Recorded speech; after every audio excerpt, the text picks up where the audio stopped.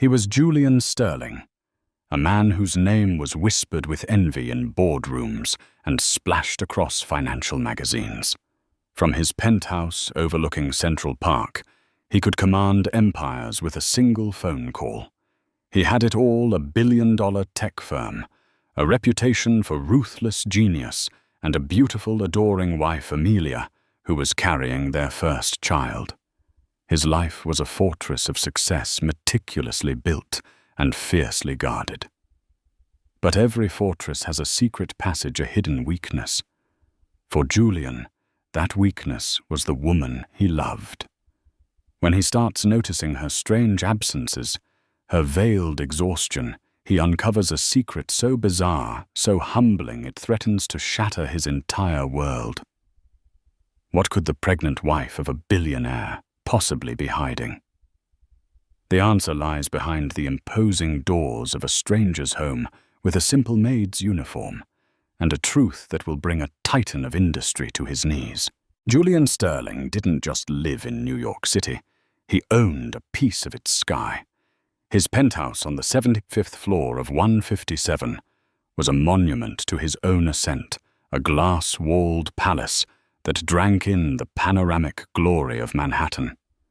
The sunsets were his, the twinkling city lights, his nightly audience. He had sculpted his life with the same ferocious precision he used to code the revolutionary AI algorithms that had made his company, Aura Tech, a global behemoth. Every piece of furniture was selected by a world-renowned designer. Every meal was curated by a private chef, and every moment was, in theory, perfect. His greatest acquisition, however, was Amelia.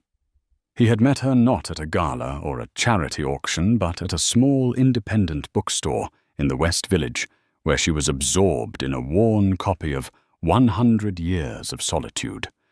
He was struck by her quiet intensity, a stark contrast to the performative women he usually encountered. She had a gentle grace that seemed entirely out of place in his world of hostile takeovers and brutal negotiations. Marrying her, he felt, had softened his edges, given his relentless ambition a purpose beyond mere accumulation. Now Amelia was 6 months pregnant with their son. Julian had already commissioned a nursery that cost more than the average American home. It was a symphony of soft blues and handcrafted wooden animals, a climate-controlled sanctuary for the heir to the Sterling Empire. He would give his son the world, a world free from the struggle and uncertainty that had defined his own childhood in a cramped Queen's apartment. Yet a discordant note had crept into his perfect symphony. It had started subtly. A few weeks ago, it was Amelia's new uncharacteristic fatigue. The doctor had assured them it was a normal part of pregnancy, but this felt different. It was a soul-deep weariness he saw in her eyes when she thought he wasn't looking. Then came the disappearances. On Tuesdays and Thursdays, like clockwork, Amelia would announce she was going to a new prenatal yoga class in Soho. Julian, ever the data analyst, thought nothing of it at first, but when he offered to have his driver take her, she'd politely refuse. "No, darling, the walk will do me good. Fresh air," she'd say, her smile not quite reaching her eyes. One Tuesday, he'd been home early, a rare market fluctuation, sending his team into a frenzy he could manage remotely. He'd seen Amelia leave, dressed not in expensive Lululemon athletic wear, but in simple dark trousers and a plain, long-sleeved grey top. She carried a large, nondescript tote bag. It was odd. His curiosity piqued, he checked their joint credit card statement online, a habit from his more insecure early days of wealth. There were no charges for any yoga studio in Soho. In fact, for the past month on Tuesdays and Thursdays, there were no charges at all. Amelia was using cash, a cold knot of suspicion. An emotion he despised began to form in his gut. Who was she really? This quiet, bookish woman he had plucked from obscurity. Did she have a past he didn't know about? Was she meeting someone? The thoughts were ugly, venomous, and he tried to crush them. This was Amelia. His Amelia.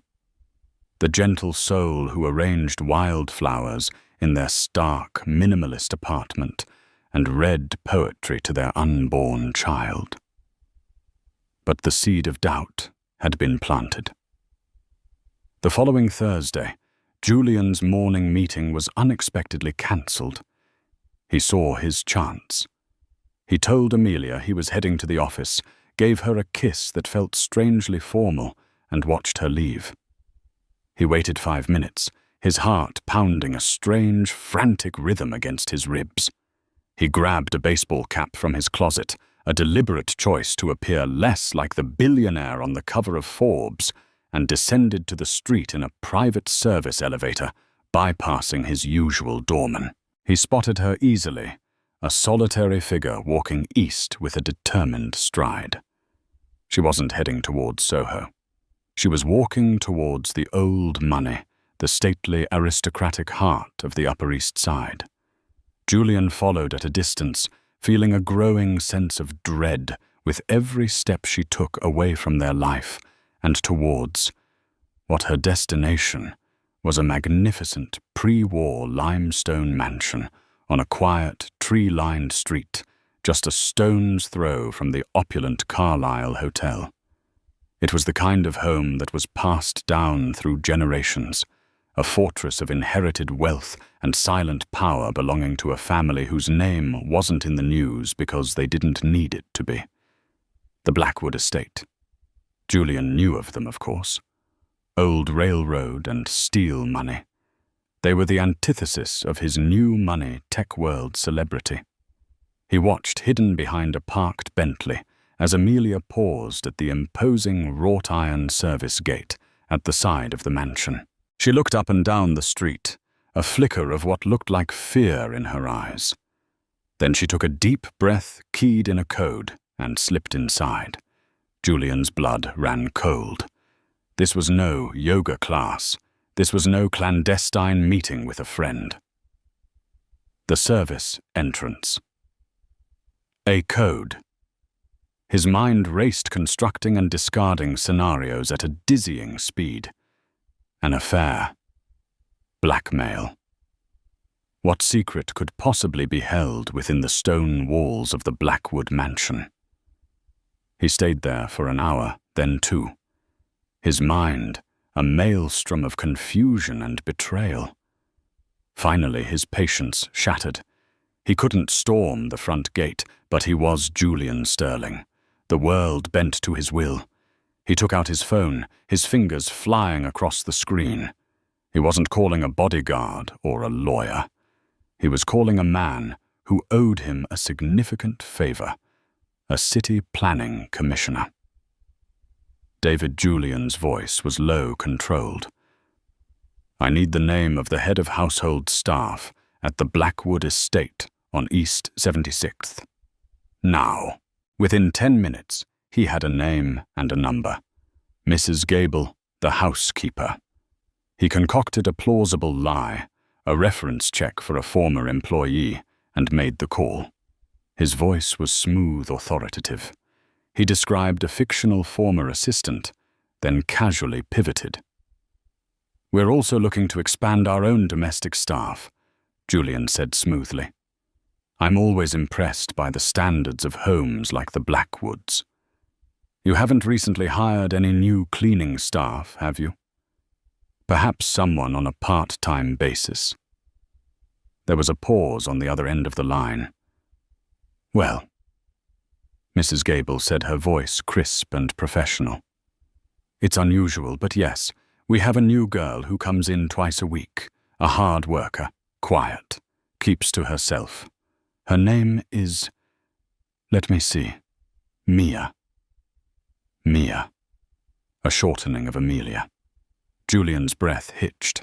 He had to be certain. And what are her duties, this Mia general housekeeping, dusting, polishing silver, cleaning the guest suites? Why?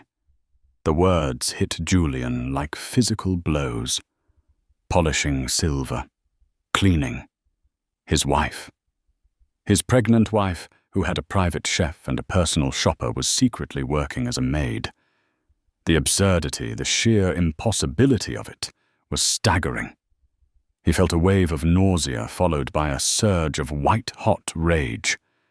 The humiliation was a sharp physical pain. Was their life a sham?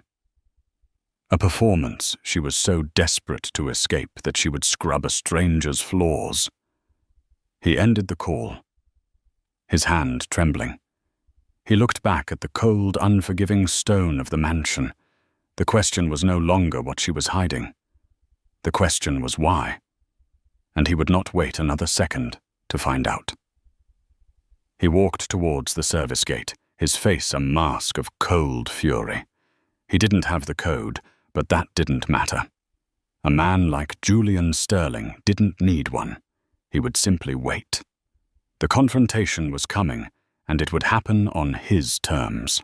The afternoon sun cast long, judgmental shadows across the street, as Julian stood there, a statue of simmering fury. Every minute that passed felt like a drop of acid on his pride.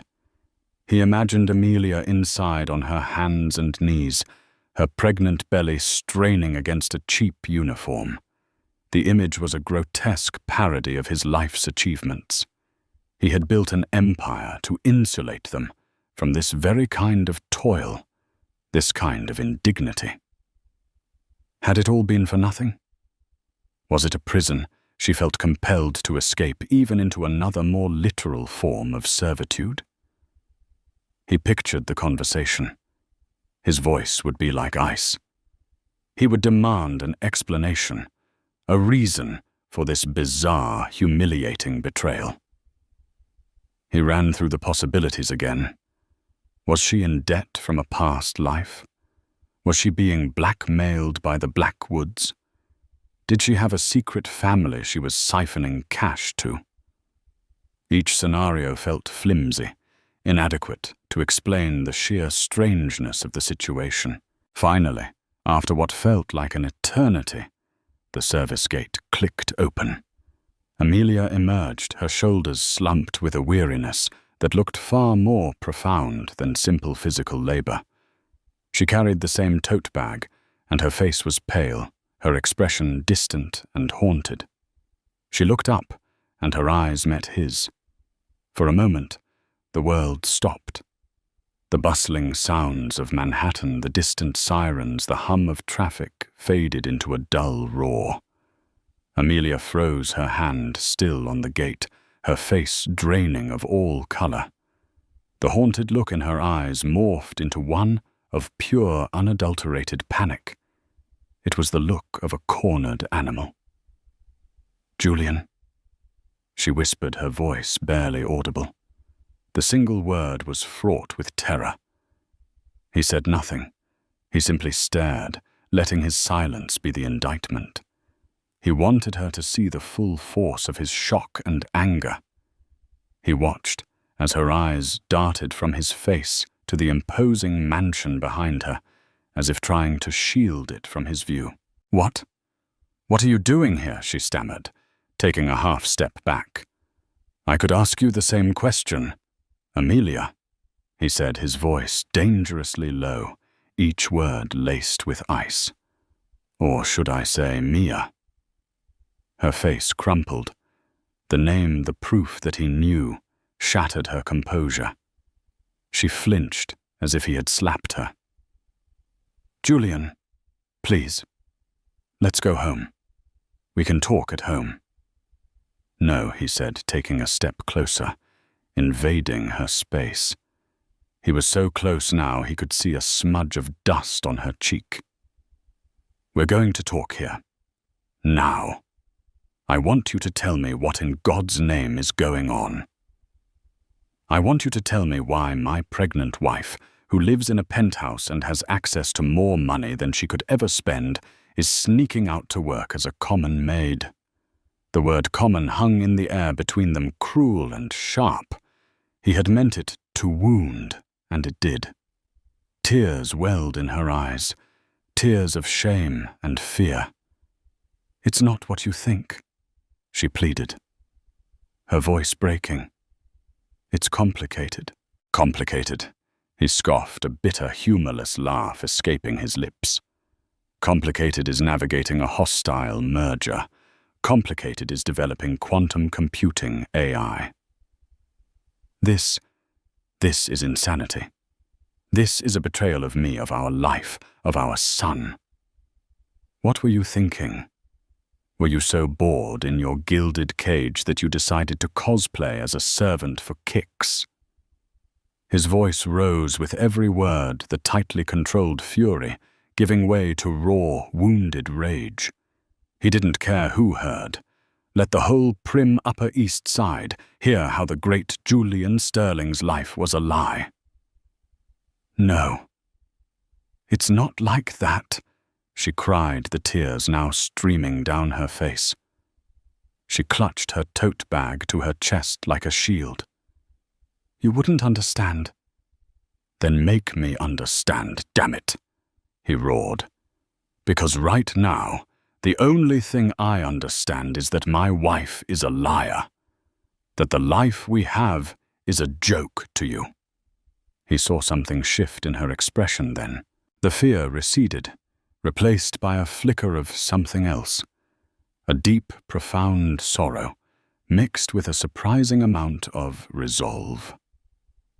She wiped her tears with the back of her hand, her chin lifting slightly. The terrified mouse was gone, and in her place was a woman girding herself for a battle she had long dreaded. This was it, the moment of truth, the revelation he had been demanding.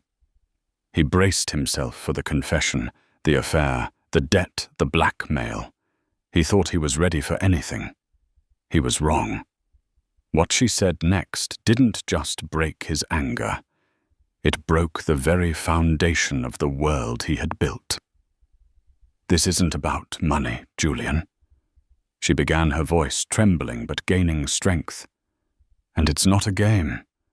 I'm not here because I want to be a maid." She took a shaky breath and looked past him, not at the street, but at the cold stone facade of the Blackwood mansion. Her gaze was filled with a pain so old and deep it seemed to suck the air from around them. "I'm here because my mother died in the servants' quarters of that house." The words struck Julian with the force of a physical blow. The rage, the suspicion, the wounded pride, it all evaporated in an instant, replaced by a stunning, profound shock. His mind went blank. Of all the scenarios he had concocted, this was not one of them. He stared at her, his mouth agape, searching her face for any sign of deception. But all he saw was a raw, gaping wound of grief that she had clearly carried for a very long time. What he managed to choke out. Amelia's gaze remained fixed on the house as if it were a tombstone. Her name was Elena, and she was a maid for the Blackwood family for almost 15 years. She raised me in a small apartment a few blocks from here. Every day, she would walk to this house. Every day, she would clean their rooms, polish their silver, and be invisible. She did it so that I could have a better life, so that I could go to college, so that I wouldn't have to be invisible. She finally turned her eyes back to Julian, and he saw the story plain as day, the story of a past. She had never shared a past he had never once thought to ask about. He had been so enamored with the woman she was, he'd never considered the world that had forged her. When I was 16, she continued, her voice thick with memory. A piece of jewelry went missing. A diamond necklace belonging to Mrs. Blackwood. They accused my mother. They searched our tiny apartment, tore it apart. They didn't find it, but it didn't matter. They fired her. They whispered to their friends, and no one else would hire her. Her reputation was destroyed. She was a proud woman, Julian. The shame, it consumed her. She fell into a deep depression. A few months later, she died of a heart attack. The doctors called it broken heart syndrome. She was only 42. Julian felt the ground shift beneath his feet. The city, his life, the very air he breathed seemed different, recontextualized by her staggering revelation. This wasn't about him. It was never about him. It was about a 16-year-old girl who had lost her mother to shame and injustice.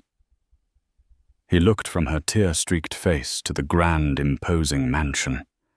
It was no longer a symbol of his humiliation. It was a crime scene. "Amelia," he said, his own voice now unsteady. The anger was gone, replaced by a hollow ache in his chest. "Why? Why didn't you ever tell me?" Her answer broke what was left of his composure. "Because I was ashamed," she whispered the words catching in her throat. "I spent my whole life trying to escape this, trying to escape the shadow of that house, the label of being the maid's daughter. When I met you, it was like stepping into a different universe, a world where none of that could touch me.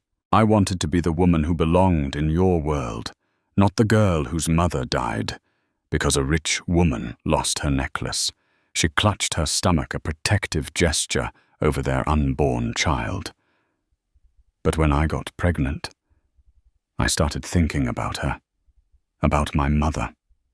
I couldn't stand the thought of our son being born not knowing the truth about his grandmother.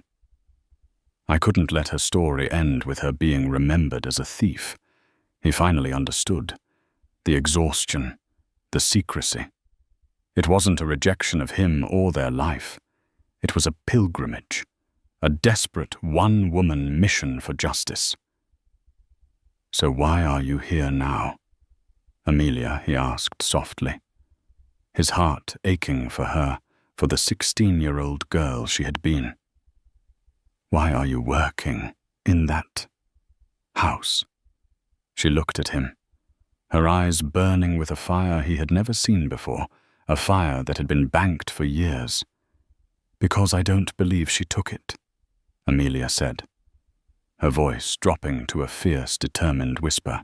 "I believe the necklace is still in that house, and I'm going to find it." The silence that followed Amelia's declaration was deeper than any Julian had ever known. The raw, audacious truth of her mission settled over him, reordering his universe. He, the man who moved markets and predicted global trends, had been completely blind to the epic drama unfolding within his own home, within his own wife. The shame he had felt moments ago curdled and transformed into a different kind of shame for his ignorance, for his self-absorption. "Get in the car," he said, his voice quiet but firm. The command was gone, replaced by a tone of protective urgency. He gently took her arm, his touch a stark contrast to the fury that had propelled him here. She didn't resist. She seemed drained, as if the confession had taken all her remaining strength. The ride back to the penthouse was a study in silence. Amelia stared out the window, her reflection, a ghostly image against the glittering city. Julian's driver, accustomed to his boss's moods, kept his eyes on the road, the glass partition firmly up. Julian didn't look at the city. He looked at his wife. He saw not just the woman he loved, but the determined daughter, the grieving child, the silent warrior. He had fallen in love with her grace and quiet intelligence, never realizing they were the armor she had forged in the fires of a profound tragedy. Back in the sterile perfection of their apartment, the opulence felt garish and obscene. The sweeping views and priceless art seemed to mock the gritty, painful reality Amelia had just unveiled. She walked to the center of the vast living room and stood there, looking cool and lost. You should have told me, Julian said, breaking the silence. It wasn't an accusation anymore, but a lament. Amelia, we're a team. You didn't have to carry this alone. She finally turned to face him, her eyes red-rimmed but clear. How could I, Julian? On our third date, you told me about firing your first CTO because he showed a moment of weakness in a negotiation. Your whole world is built on strength. How could I tell you that my entire foundation was built on the shame of being a servant's daughter? That my mother died because she was weak and broken? I was so afraid you'd see me the same way. The confession pierced him. He had cultivated an image of impenetrable strength, and in doing so had made his own wife feel unsafe in her vulnerability. What I see, he said, walking slowly towards her, is the strongest woman I have ever known. Do you have any idea what kind of courage it takes to walk back into the place that destroyed your family? To put on that uniform and willingly subject yourself to that environment, all for your mother's honor. He reached out and gently cupped her face, his thumbs wiping away a fresh tear. I was a fool. I was so busy giving you a world of things, I never stopped to ask about the world that made you. I'm sorry, Amelia. Truly sorry. For the first time that day, a genuine, albeit fragile, smile touched her lips. She leaned into his touch, a wave of relief washing over her. The secret was out. The burden was now shared. So what happens now? She asked. A switch flipped in Julian's mind. The grief and shock began to recede, and the man who built Auratech from nothing began to surface. He was a problem solver, a strategist, and his wife had just presented him with the most important problem of his life. Now he said, a new glint in his eye. You tell me everything, every detail you can remember. The family's name is Blackwood. What else? What was the woman's name? What do you know about the layout of the house? What exactly did the necklace look like? You are no longer a maid seeking clues. You are the director of an operation, and you just acquired a new, very well-funded partner. They sat for hours. As the sun set and the city lights began their nightly performance, Amelia talked. She unearthed memories she had buried for years. She spoke of her mother, Elena, a woman of quiet dignity, who took pride in her work, who smelled of lavender and starch. She described the matriarch, Eleanor Blackwood, a woman of formidable presence and icy demeanor. She recounted the day of the accusation, the cold certainty in Mrs. Blackwood's eyes, the dismissal of 15 years of loyal service in a single, cruel moment. She also spoke of her search. For the past month, during her twice-weekly shifts, she had been meticulously and covertly mapping the house. As Mia, the quiet new girl, she was largely ignored, giving her the freedom to observe. She dusted shelves and mentally catalogued their contents. She polished silver and noted the hidden compartments in the antique sideboard. She cleaned the vast, dusty library, her heart pounding as she ran her fingers along the spines of books, wondering if a letter or a diary might be hidden within. The necklace, Amelia explained, was a custom piece. Mrs. Blackwood called it the Star of Ishtar. It was an Art Deco design platinum with a large, flawless sapphire surrounded by diamonds. She was supposedly wearing it to a gala the night it vanished. She claimed she took it off and placed it in her mahogany jewelry box in her bedroom. The next morning it was gone. My mother was the only one who had cleaned the room that day. And you think it's still there, Julian stated. I do, Amelia said with conviction.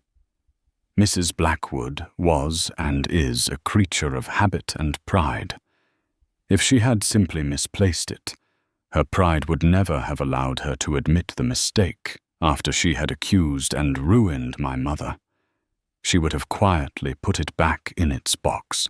But if someone else in the house took it and hid it, they may never have had the chance to retrieve it. I think it's hidden somewhere in that house, Julian. A forgotten secret.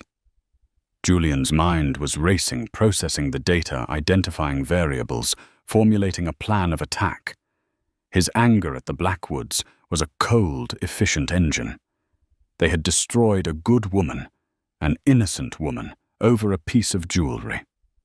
They had inflicted a wound on his wife that had festered for over a decade. He wasn't just going to help Amelia find the necklace, he was going to make them pay. "You're not going back there as a maid," he said definitively. "But Julian, it's the only way I can search." "No." He interrupted, his voice calm but absolute. "You are 6 months pregnant, and you will not be scrubbing another floor or breathing in dust.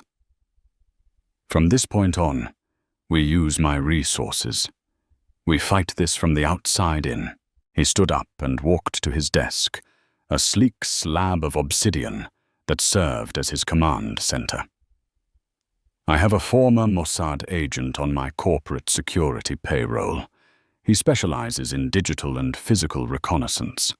By morning, I'll have a complete blueprint of that house, including any recent renovations. I'll know every Wi-Fi signal, every security camera blind spot." He then looked at her, his expression softening. "But technology will only get us so far. The key to this is human intelligence. You said your mother was there for 15 years. Did she have any friends on the staff? A cook, a gardener? Someone who might still be there? Someone who might have seen something?" Amelia's eyes lit up, a long dormant memory sparking to life. There was Abernathy, the butler. He was old even back then. A kind man, very proper, but he was always kind to my mother. He called her our Elena. He retired a few years after she left. He said the house wasn't the same without her. "Find him," Julian said. "I'll put my people on it. If he's alive, we'll find him. He could be the key." A new energy filled the room. The cloud of despair had lifted, replaced by the crackling energy of a shared purpose.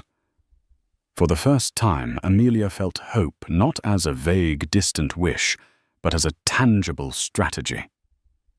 Julian saw his wife in a new light, a woman of incredible resilience and strength. Their marriage, which he had thought was defined by the walls of their penthouse, had just found a new, more profound foundation. It was no longer the millionaire and his quiet wife. It was Julian and Amelia, a team, and they were about to go to war with one of New York's oldest families. The secret was out, but the fight had just begun. The next 48 hours were a blur of controlled chaos, a testament to the power Julian Sterling wielded. While Amelia rested, he mobilized his arsenal. His security chief, a formidable Israeli man named Oren, worked with an efficiency that was both terrifying and brilliant. By dawn, Julian's tablet displayed a complete digital schematic of the Blackwood mansion sourced from city permits, architectural archives, and discreet digital infiltration. Oren had marked the locations of the original dumbwaiters, hidden passages from the Prohibition era, and the blind spots in the upgraded but still imperfect security system. Meanwhile, a team of private investigators, usually tasked with corporate espionage, were given a new, more personal target, Arthur Abernathy, the retired butler. They found him not in a lavish retirement community, but in a small, meticulously kept cottage in the Hudson Valley. At 87 years old, his body was frail, but his mind, the investigators reported, was as sharp as a shard of glass. Julian arranged a visit. He wanted to go with Amelia, but the thought of her facing another ghost from her past gave him pause. "I need to go," Amelia insisted, her resolve hardened. He was her friend Julian. He won't talk to a stranger not about this. He needs to see Elena's daughter. They drove up the following afternoon, the sleek black car, a modern intrusion in the rustic autumnal landscape. Mr. Abernathy's cottage was surrounded by a prize-winning rose garden, a riot of colour against the fading greens of late fall. An elderly man with a shock of white hair and a ramrod-straight posture despite his use of a cane met them at the door. His eyes, pale blue and watery, widened in recognition as he looked at Amelia. "My dear God," he whispered, his voice a reedy tremor. "You have your mother's eyes." He ushered them inside to a small living room filled with books and the scent of lemon polish and old paper. He served them tea in delicate porcelain cups, his hands trembling slightly, but his movements still imbued with a lifetime of practiced grace. For a long while, he and Amelia simply talked about Eleanor. Abernathy shared stories of her quiet humor, her unwavering pride in her work, and her fierce, all-consuming love for her daughter. He spoke of how the light had gone out of the staff's halls after she was forced to leave. It was a crime, Abernathy said, his voice laced with an ancient anger. A monstrous injustice. We all knew she didn't do it. Elena couldn't have been dishonest if she tried. It wasn't in her character. Then who, Mr. Abernathy? Julian asked gently, leaning forward. Who do you think did it? Did you ever see or hear anything? Abernathy sighed a long, weary sound that seemed to carry the weight of decades. To have a suspicion is not to have proof, Mr. Sterling. The Blackwood family. They build walls of silence. But I always had my theories. He paused, looking at Amelia with a pained expression. This may be difficult to hear, my dear. At the time, there was another person with access to the room, someone who was always in and out of his mother's suites, someone who had expensive habits that his trust fund didn't always cover, who Amelia pressed her heart pounding. Mr. Alistair Abernathy said the name, dropping into the quiet room like a stone. Mrs. Blackwood's son. The name was a shock. Alistair Blackwood was a peripheral figure in New York society, a failed artist and professional partygoer, now in his late 50s. He was often written about in the gossip columns for his extravagant lifestyle and string of younger girlfriends, a man who lived entirely in the shadow of his family's formidable name. Alistair had terrible gambling debts. Abernathy continued, his voice low. We all knew it. The bookies would call the house phone sometimes. He and his mother had tremendous rows about it. He was a weak man, you see. Charming on the surface, but weak and spoiled. He adored his mother, but he also resented his dependence on her. Abernathy leaned in his pale eyes, intense. The night of the gala. The night the necklace vanished, Alistair had been there. He and his mother had a vicious argument in the library just before she went upstairs to get ready. I heard them. He was begging her for money. She refused, told him he was cut off. He stormed out. An hour later she came downstairs and your mother went up to tidy the bedroom suite. Not long after that, all hell broke loose. The pieces began to click into place. A desperate son cut off from his funds with a mountain of debt. A priceless necklace left unattended for a short time. A loyal maid who could be easily framed. It was a classic ugly story of privilege and cruelty. The day after they dismissed your mother, Abernathy said, his gaze distant. I was serving Mr. Alistair his breakfast in his room. He was agitated, jumpy. He had a small private safe hidden behind a painting of a hunting dog. I saw him tucking a small velvet pouch into it before he noticed me, and slammed it shut. It could have been anything, of course. But the timing, it always troubled me. Alistair. The target had a name. Is the painting still there? The safe? Julian asked, his mind already strategizing. As far as I know, Abernathy replied. Alistair still lives in the house in his old suite of rooms. He never had the ambition to leave. Driving back to the city, the atmosphere in the car was electric. They had a suspect and a potential location. The problem was gaining access to Alistair Blackwood's private suite, and his personal safe was a far more difficult proposition than Amelia's covert dusting. Oren can get in, Julian said, thinking aloud. He's the best. But it's risky. If he's caught, the consequences would be severe. Amelia was quiet for a long time, watching the city skyline grow closer.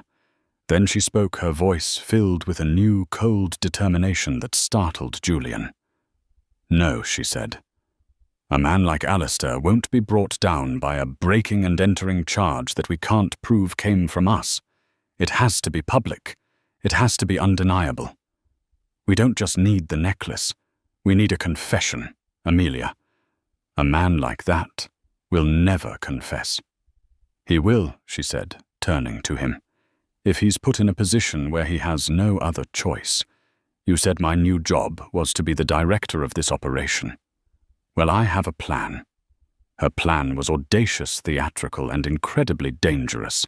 It relied not on stealth or force, but on a deep understanding of the two people at the heart of the tragedy, the icy, proud matriarch, Eleanor Blackwood, and her weak, coddled son, Alistair.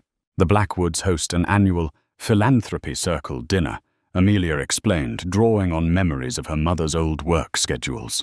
It's an exclusive event for their oldest, wealthiest friends. It's all about legacy, reputation, and appearances. It's the one night of the year where the Blackwood name must be seen as utterly flawless. It's next week. You want us to crash their party? Julian asked, a slow smile spreading across his face.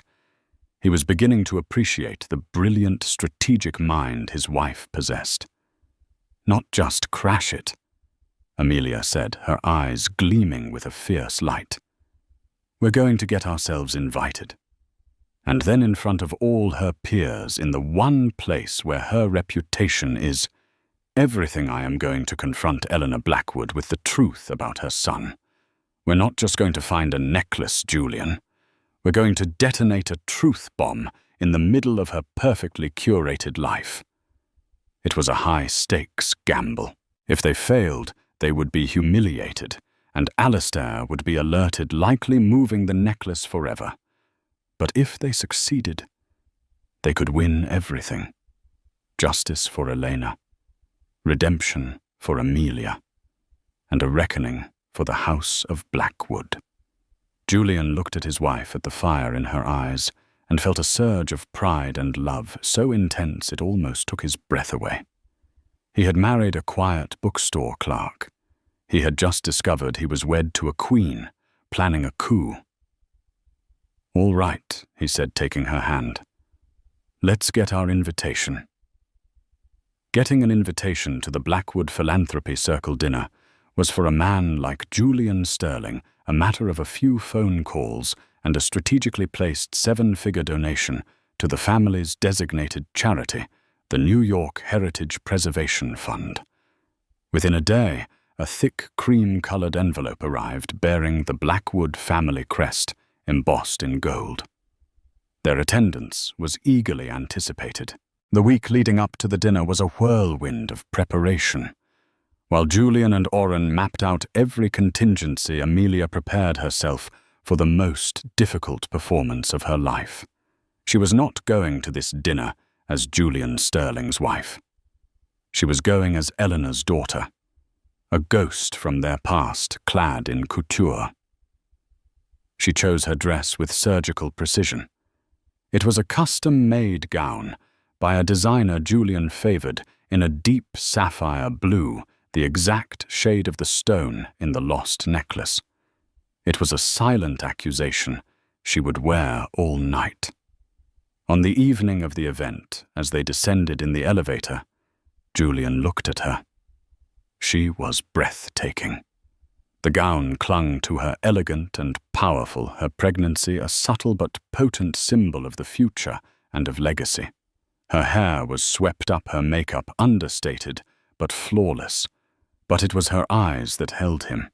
They were calm, focused, and held the steady fire of a woman on a mission. "Ready?" he asked softly. "I was born ready for this," she replied, a statement of fact, not bravado. The Blackwood mansion was transformed. Gone was the funereal silence of the daytime. Now it was alive with the soft glow of chandeliers, the murmur of polite society, and the clinking of champagne glasses. Waiters dressed in crisp uniforms moved through the throng of old money and established power. It was a world of immense, quiet influence. Eleanor Blackwood stood near the grand staircase, a formidable figure in emerald green silk. She was in her late 80s now, her posture impeccable, her eyes as sharp and cold as Julian had imagined. She greeted her guests with a smile that never touched those eyes. Beside her, looking vaguely uncomfortable in his tuxedo, was her son, Alistair. He had a weak chin, a practiced smile, and the restless eyes of a man perpetually looking for an escape. When Julian and Amelia were announced, a ripple of interest went through the room. Julian Sterling was new blood, a titan of a different, more volatile world. His presence was a coup for the Blackwoods. Eleanor extended a hand, her rings glittering. "Mr. Sterling, what an honor. We are so grateful for your considerable generosity." Her eyes flickered to Amelia, assessing her with a practiced, dismissive glance. "And this must be your lovely wife." "Amelia." Julian set his hand resting protectively on the small of her back. Amelia met the old woman's gaze directly. She didn't offer a handshake. She simply held her stare, a flicker of recognition dawning in Eleanor's cold eyes. For a split second, the polite mask slipped, and a look of confusion, of vague disturbance, crossed her face. She saw something she couldn't place, an echo of a face she had long since banished from her memory. They moved into the crowd, but Amelia could feel Eleanor's eyes on her. The first part of her plan was complete. She had unsettled the Queen in her own court. The dinner was held in a grand ballroom, under a ceiling painted with cherubs and clouds. Julian and Amelia were seated at the main table, a place of honor right next to Alistair Blackwood. This was the moment. Under the guise of polite dinner conversation, Amelia began her psychological assault. She spoke of her own humble beginnings, a narrative she had never shared publicly. "My mother was a remarkable woman," Amelia said, her voice clear and carrying, drawing the attention of those seated nearby, including Alistair. "She worked tirelessly to give me a better life. She was in domestic service, actually, for a family right here on the Upper East Side." Alistair shifted uncomfortably in his seat, dabbing his lips with his napkin. "How interesting," he mumbled, avoiding her gaze. "Yes," Amelia continued, her eyes fixed on him. "She was incredibly loyal. 15 years with the same family. She taught me that honor and integrity are the only things a person truly owns. A lesson some people unfortunately never learn." Alistair's face paled. He looked across the table at his mother, who was now watching the exchange with a hawk-like intensity, her fork frozen midway to her lips. This was Julian's cue. He turned to Alistair with an air of casual camaraderie. "Alistair, I've been an admirer of your family's collection for years, particularly the antiques.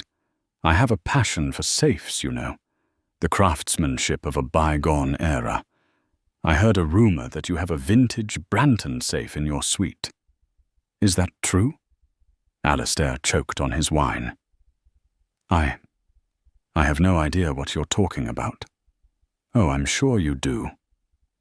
Julian pressed his voice, still friendly but with an underlying edge of steel. The kind hidden behind a painting. A hunting dog, I believe. My security expert tells me those models have a flaw. A specific resonance frequency can trip the locking mechanism. A high-pitched tone almost imperceptible. You just need the right device. Julian nonchalantly placed his phone on the table. He wasn't activating anything, but the implication was clear. Alistair began to sweat, his eyes darting between Julian's phone and his mother's furious face. Now Amelia delivered the final blow. She looked directly at Eleanor Blackwood, her voice ringing with the clarity of absolute truth. "Mrs. Blackwood," she said, and the entire table fell silent.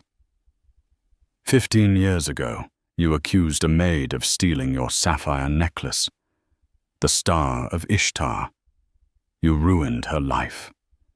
You destroyed her reputation and broke her spirit. That maid was my mother. Her name was Eleanor. A collective gasp went through the table. Eleanor Blackwood looked as if she had been turned to stone, her face a mask of disbelief and fury. "How dare you!" she hissed, her voice low and venomous. "How dare you come into my home and speak such slander? It is not slander, it is the truth."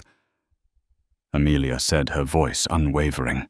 She stood up, a regal, commanding figure in her sapphire gown. "And the proof has been in your house all along. Hasn't it, Alistair?" She turned her gaze full of righteous fire upon the crumbling man beside her. Every eye at the table, every eye in the room swiveled to Alistair Blackwood, who looked like he was about to have a seizure. He was trapped.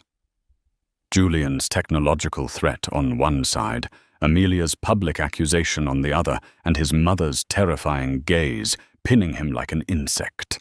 Alistair Eleanor's voice was a shard of ice. "What is this woman talking about?" He broke. The decades of weakness, of resentment and fear culminated in a pathetic, whimpering collapse. "I didn't mean for it to happen," he cried, his voice cracking. "I needed the money. The bookies were going to break my legs. I was just going to pawn it and buy it back." I took it from her jewelry box. I was going to hide it in my safe. But then I heard the maid. "Elena, coming in." I panicked. I slipped it inside a loose brick in the old fireplace in my sitting room. I was going to get it later, but then Mother accused her and fired her. It all happened so fast. It was perfect. The problem was solved. He buried his face in his hands, his shoulders shaking with pathetic sobs. I never could get it out after that. I was too afraid. It's still there. It's been there all this time. Silence. A thick, suffocating silence fell over the ballroom. The ghost of Elena was finally seen. Her name finally cleared in the most public and damning way possible. Eleanor Blackwood stared at her son, her face a canvas of utter horror and disgust. Her legacy, her reputation, her flawless name all lay in ruins at her feet, destroyed not by an outsider, but by the weakness of her own flesh and blood. Amelia stood tall, a single tear tracing a path down her cheek. It wasn't a tear of sadness, but of vindication, of release. She looked at Julian, and he gave her a small, almost imperceptible nod. He had never been more proud.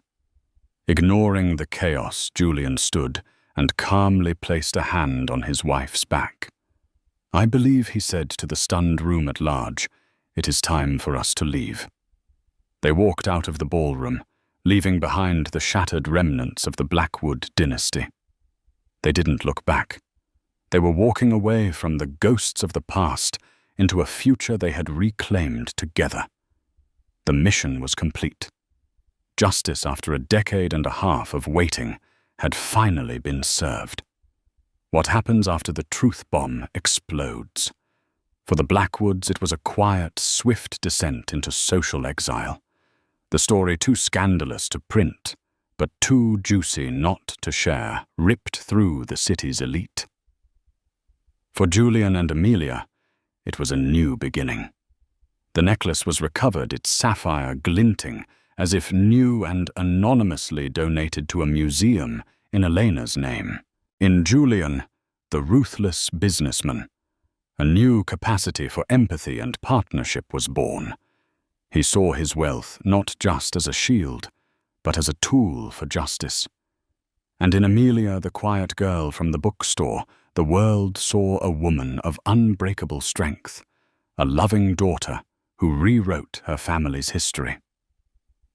Weeks later, they welcomed their son Leo into a home free from secrets, a home built not just on fortune, but on a foundation of profound, hard-won truth.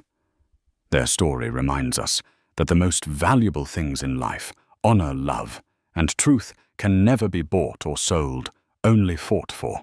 A man at the pinnacle of wealth and power, a wife at home, carrying his child, and a glamorous mistress stealing the spotlight. But what happens when greed and betrayal collide at the very moment new life is meant to be celebrated? In a shocking twist that rocked high society circles, billionaire mogul Victor Harrington chose to whisk his mistress away on a secret baby moon, leaving his pregnant wife, Eleanor, behind. Little did he know that one impulsive decision would unravel a carefully built empire overnight. Brace yourself for a tale of lavish lifestyles, boardroom betrayals, and one pregnant woman's brilliant revenge. Victor Harrington was the kind of man who seemed destined for opulence from birth.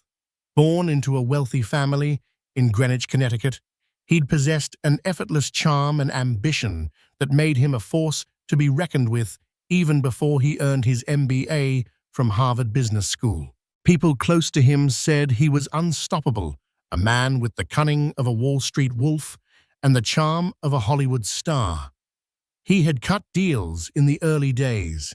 Alongside mentors who boasted legendary names, he once studied an investment portfolio under Warren Buffett's guidance at a Berkshire Hathaway internship, followed by an immersive executive program at Tesla University, where he brushed shoulders with Elon Musk. By the time he was 30, he had built Harrington Industries into a multi-million-dollar enterprise. By the time he was 40, he was on the prestigious Forbes billionaires list. Eleanor Davenport, soon to be Eleanor Harrington, first met Victor at a charity gala in Manhattan. Although her family was old money, they didn't flaunt it as visibly as the nouveau riche. She was a rising star in the philanthropic world, championing social justice causes, and her quiet grace drew Victor toward her like a magnet. The marriage was a match that made the front page of society magazines, promising to unite two powerful families in a union of wealth, influence, and mutual respect. For a long while, their life was the epitome of gilded harmony. They graced galas, inaugurated libraries, shook hands with political leaders, and jetted off to the French Riviera for impromptu vacations. Their future shone as bright as the diamond on Eleanor's left hand. But even the sturdiest empires can hide cracks. Unbeknownst to Eleanor, cracks were forming behind the scenes at Harrington Industries. Victor had an undeniable appetite for success, for excitement, and for women. When he met Bianca Suarez at a high-level conference in Dubai, it started as an innocent flirtation. She was an emerging media consultant, with her own brand of allure, mysterious, witty, and dangerously ambitious. If anyone had told Victor he was playing with fire, he would have laughed it off. After all, he was Victor Harrington, untouchable, unstoppable. But sometimes the most disastrous events start with just a spark. Over months, lunches turned into dinners, and dinners turned into clandestine weekends in exclusive resorts. Bianca introduced him to the kind of escapades he'd never even allowed himself to dream about before. While Eleanor was 3 months pregnant, carefully nurturing the next heir to the Harrington fortune, Victor found himself dancing intimately with his mistress under the shimmering skyline of Dubai, uncertain whether the rapid beating of his heart was excitement or guilt. Bianca didn't want to be a mere fling. She was calculated. She saw in Victor a chance to climb the social and financial ladder faster than any route she had previously considered. And so she stoked his ego, commiserated with his frustrations, and dangled the promise of secret passions whenever he seemed restless. If it was money and influence she wanted, Victor was more than willing to shower her with lavish gifts. To him, money was just a resource expendable and easily replenished. At first, he believed he could keep this double life separate from the pristine marriage he had built with Eleanor. His logic was twisted, but clear to him. His wife was his anchor, his old money confidant, who maintained his impeccable social standing. The mistress was a wild indulgence. He could afford a carefully contained adventure. He had no intention of hurting Eleanor, or so he told himself. Unfortunately for Victor, the threads keeping this secret under wraps were about to fray. A confidential tip circulated in the narrow corridors of Manhattan's wealthiest cliques. A society blogger posted an unconfirmed rumor about Victor seen dining with a mysterious brunette at a private suite in the Four Seasons Hotel. Most shrugged it off as an everyday hazard of being rich and famous. False rumors swirl constantly around the extremely wealthy. But there was more to this rumor than idle chatter. For the moment, Victor thought he had it all under control. He was a master juggler, wasn't he? Everything would remain neatly balanced, until it all came crashing down. As Eleanor's belly swelled with the promise of motherhood, her doctors advised a tranquil holiday to alleviate stress and welcome a sense of peace before the baby arrived. Friends whispered about the latest trend, a baby moon, a final romantic getaway for expecting couples. Eleanor secretly hoped Victor would take her somewhere calm, maybe a resort in the Maldives or a private villa in the Amalfi Coast. The dream of strolling white sandy beaches, holding Victor's hand, and relishing in the final moments of pregnancy, bliss danced in her mind. Victor, however, had a different plan entirely, a plan that was breathtakingly audacious and heartless. He decided to treat Bianca to a baby moon instead, using the ruse of an urgent business summit in Bali. For Victor, it was the ultimate indulgence, combine business with pleasure, while his wife rested at home, unaware that her husband was on the other side of the world, sipping cocktails by a turquoise infinity pool with another woman. He arranged it meticulously.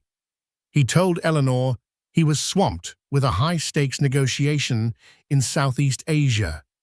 Supposedly, several billionaire investors, including a silent partner, rumored to be connected with Bernard Arnault's luxury empire, had demanded an in-person meeting to finalize a partnership. The clock was ticking, he claimed. If he didn't fly out immediately, Harrington Industries risked missing a multi-billion-dollar opportunity. Concerned and weary, Eleanor kissed him goodbye, placing her hand gently over her baby bump and whispering, "Please come home safe." Half a globe away, Victor's private jet landed under the scorching Balinese sun. Bianca, exuding confidence in a linen sundress and designer sunglasses, looked every bit the radiant vacationer. It was a world apart from Eleanor's subdued maternity style back in New York. They settled into an exclusive luxury resort, one that boasted private villas ensconced amid lush tropical forests and infinity pools that seemed to spill into the horizon. To Victor, the staff was discreet, the views unparalleled, and the exclusivity absolute, the perfect setting for a forbidden escapade. But even in paradise, there were signs that things could go wrong. Rumors had circulated that a well-known Hollywood actress was staying at the resort. The paparazzi lurking outside with long-lens cameras were determined to snag any sensational shot. Victor, in his arrogance, paid them no mind. He was too busy enjoying lavish seafood dinners, couples spa treatments, and romantic beachside strolls with Bianca. He reasoned that even if a photograph leaked, he had enough influence to squash it. Money talks, and hush money screams, as he liked to say. What he didn't anticipate was that a local journalist working part-time as a bartender recognized him immediately. The journalist, named Ayu Priyanka, was a savvy freelance reporter. She knew the difference between professional business summit behavior and lovers on a secret holiday. Intrigued, she discreetly snapped a few photographs with her phone, capturing Victor and Bianca laughing over a candle-lit dinner. At first, Ayu weighed the potential consequences. Could these pictures be valuable enough to lead to a groundbreaking story in an international tabloid? Possibly.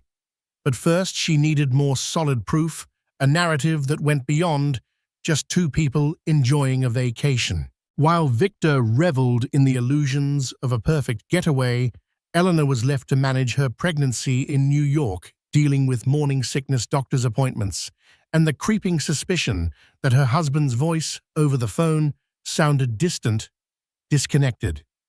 She found herself lying awake at night, staring at the vaulted ceiling of their penthouse, feeling a cold emptiness in their once warm bed. Something was terribly off, but she couldn't pinpoint exactly what. Her mother, Cecilia Davenport, urged her to rest and trust in Victor's dedication to their growing family. After all, he was a busy billionaire. He had always been a bit distant when major deals were on the line. The seeds of betrayal had been planted. If Victor had known the destructive potential of this trip, he might have turned the jet around before it even left the tarmac in New York. But he was blinded by Bianca's enchantments and his own audacity. Each day in Bali heightened his recklessness. He even posted a cryptic Instagram photo of palm trees and a hidden silhouette, an attempt at being clever. Inadvertently, that single post gave watchers enough clues to confirm his exact location. The stage was set for a grand reveal. The baby moon that should have belonged to Eleanor was turning into a ticking time bomb. Sooner or later, a photo or rumor would slip through the cracks, and the moment it did, it would detonate not just Victor's marriage, but potentially the entire foundation of Harrington Industries. In the days following Victor's departure, Eleanor tried to distract herself with philanthropic work. She immersed herself in a high-profile hospital fundraiser hosted at the New York Public Library, the same halls once graced by the likes of Michael Bloomberg and philanthropic luminaries from across the nation. Yet even as she stood at the podium, acknowledging donations and delivering heartfelt speeches, an unsettling feeling gnawed at her. It was during one of these fundraisers that Eleanor bumped into her old friend, Serena Marshall, a well-connected socialite and gossip connoisseur. They embraced warmly, then retreated to a corner table where Serena's voice dropped to a whisper. "Ellie, dear, have you heard anything odd about Victor lately?" Eleanor bristled at the tone, feeling a pang of unease. She mustered a soft laugh, trying to brush off any concerns. "Funny you should ask," Eleanor replied. "He's in Bali, urgent business. Hasn't been easy on me, but you know how these deals are." Serena looked at her sympathetically, but her eyes flashed with alarm. She leaned in closer, lowering her voice further. "I heard something from a contact in Singapore. Someone said they saw Victor with a woman named Bianca Suarez apparently a rising star in media consulting. And they weren't exactly at a boardroom table. Eleanor's heart lurched. She struggled to maintain her composure, her mind racing with possibilities. Could this be a misunderstanding? A smear attempt by a competitor?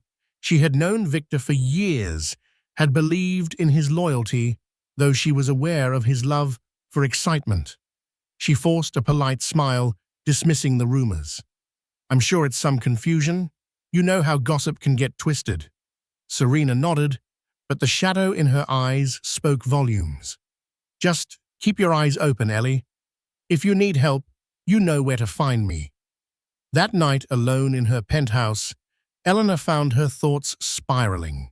She recalled the nights Victor had come home, late, the hush-hush phone calls, the vague business dinners. She scrolled through social media, scanning for clues, anything to confirm or debunk the rumors. Eventually, she stumbled upon Victor's cryptic Instagram post, palm trees in the background, a silhouette that looked suspiciously feminine. A flood of emotions overtook her. She ran to the bathroom, tears mixing with waves of nausea from her pregnancy. The baby felt her turmoil kicking inside her womb, a reminder of why she had to maintain her composure. Meanwhile, half a world away, Victor's lavish romance continued unabated. He lounged with Bianca in a cabana overlooking the ocean.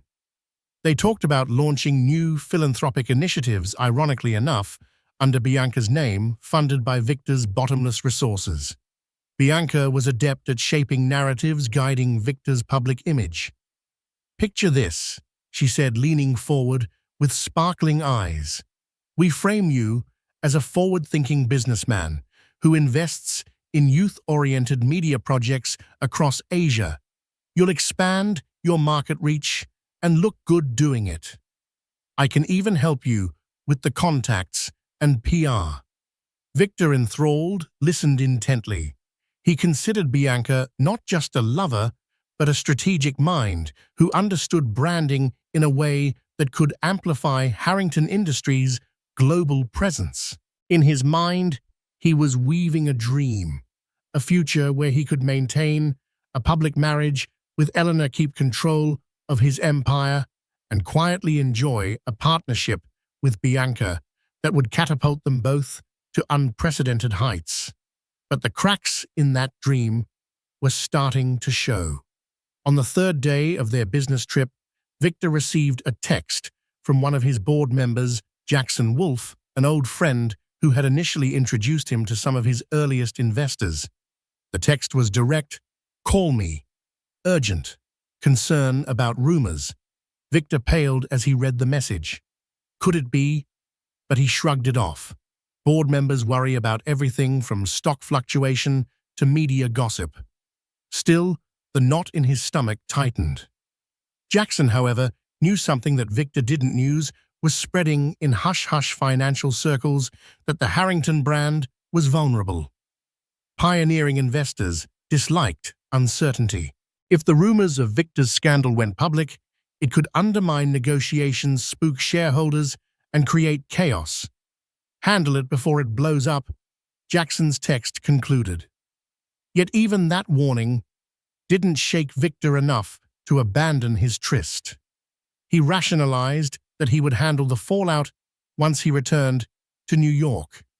He was Victor Harrington, after all, a man who had charmed senators out, negotiated cunning tycoons, and turned entire markets on their heads with a single announcement.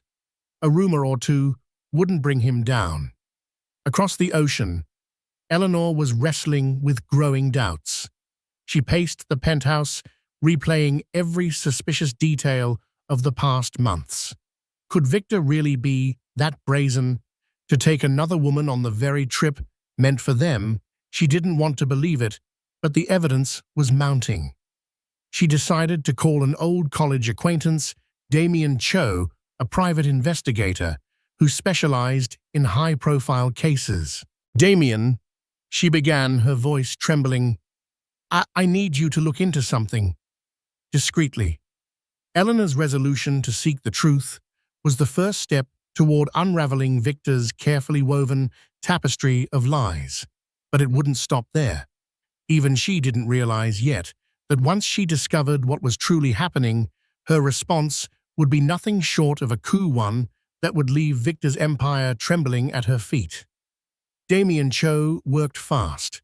He was an expert in navigating the hidden underbelly of high society scandals, having once been hired to investigate the suspicious affairs of an actual European prince. This job was par for the course, but it carried a personal element. He knew Eleanor from her days volunteering at a local community center. He respected her warmth, her dedication. And so, when Eleanor asked for his help, he pledged to handle the matter personally. He first followed the breadcrumbs online, examining social media check-ins, cross-referencing flight logs from Teterboro Airport, where Victor often chartered private jets, combing through paparazzi shots of Indonesian resorts. It didn't take long to connect the dots. Damien discreetly messaged contacts in Bali, among them a local stringer for an American tabloid, who confirmed that a wealthy American named Victor Harrington had been spotted with a woman who was decidedly not pregnant.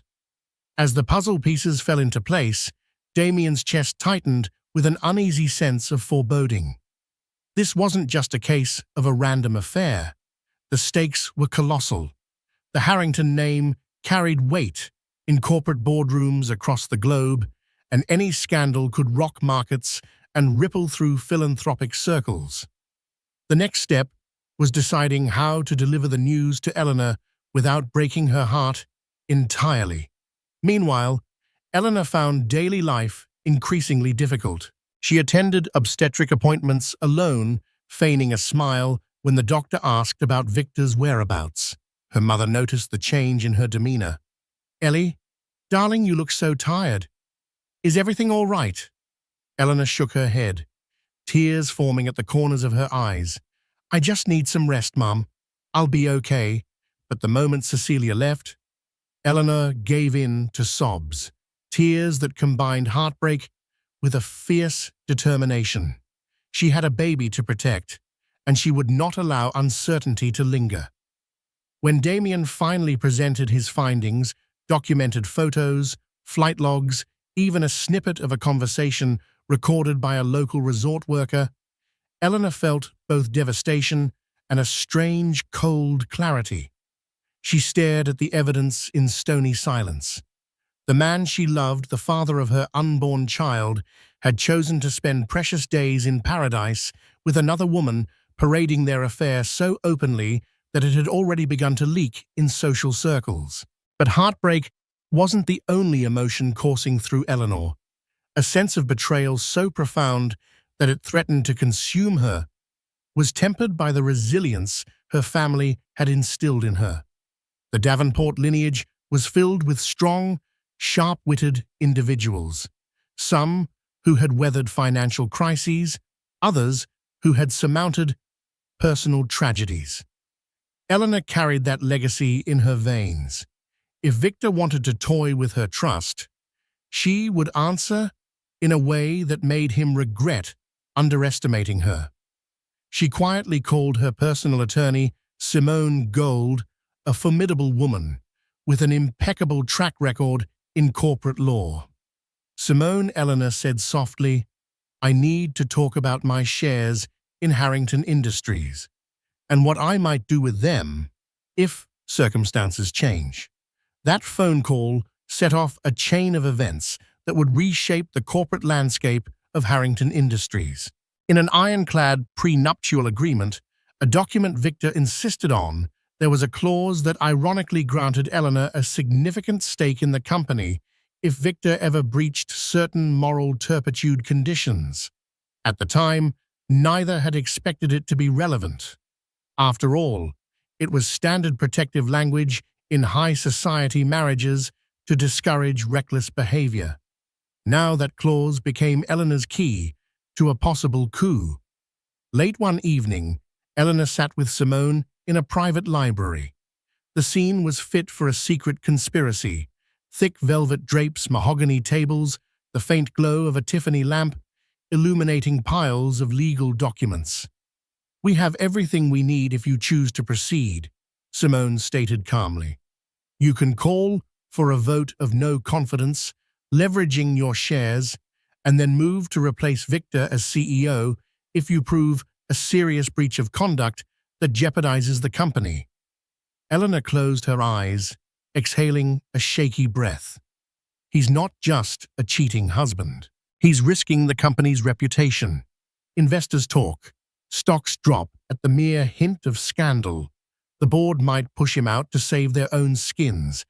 "I just never thought I'd be the one orchestrating this." Simone placed a reassuring hand on Eleanor's. "From my experience, betrayal often forces us into decisions we never thought we'd make. But the best decisions are those made from strength, not spite." Meanwhile, across the world, Victor was blissfully unaware of the legal storm brewing in New York.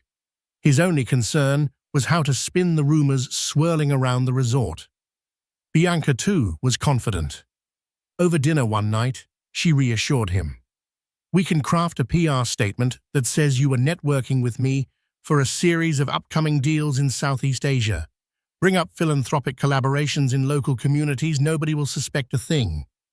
Victor nodded in agreement, grateful for her cunning. It never crossed his mind that back home a pregnant Eleanor was on the brink of executing a swift and devastating plan.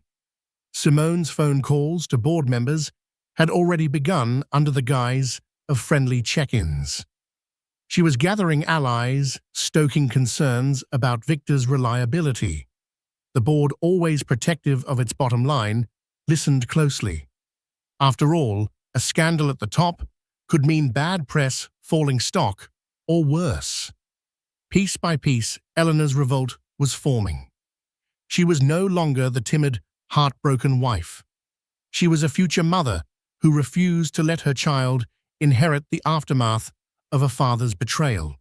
If Victor wasn't going to be a responsible partner, she would ensure he couldn't take the company down with him. In less than a week, the stage would be set for an explosive board meeting, one that would pit Eleanor's quiet determination against Victor's flamboyant arrogance. Victor returned to New York in a flurry of self-assured triumph, convinced that he had contained any rumors about his secret affair with Bianca. He strolled into his penthouse, expecting to find Eleanor in a subdued but loving mood.